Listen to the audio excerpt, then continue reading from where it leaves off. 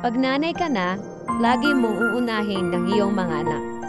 Dahil ang kahulugan ng pagiging ina ay ang pagmamahal mo sa iyong mga anak ng higit pa kaysa sa iyong sarili. Kung may forever man sa mundong ito, iyon ang pagmamahal ng isang ina sa kanyang mga anak. Kahit sino walang makakapantay sa pagmamahal ng isang ina sa kanyang mga anak. Ang pagmamahal ng isang ina sa kanyang anak ay wagas. Walang kondisyon at walang hanggan.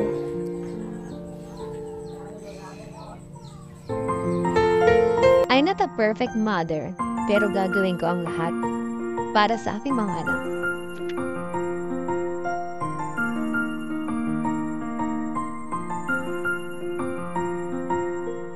Bilang isang ina, kailangan lahat kayanin, tiisin, tanggapin, at mahabang pagpapasensya para sa iyong mga anak. At sisikaping maging maayos ang iyong mga anak. Hindi ako perfectong tao o ina, pero lagi lamang tayong magdasal at manalig sa Panginoon dahil di niya tayo pababayaan at lagi nga tayong pakikinggan. Masarap sa pakiramdam na bilang isang ina ay ibigay mo ang mga bagay na kaya mong ibigay para mapasaya ang iyong mga anak.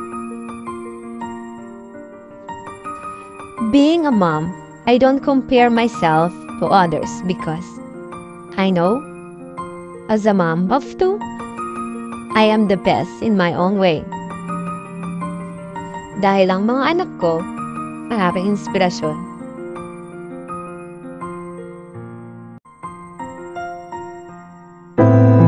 Buti na lang talaga nagkaanak tayo, no?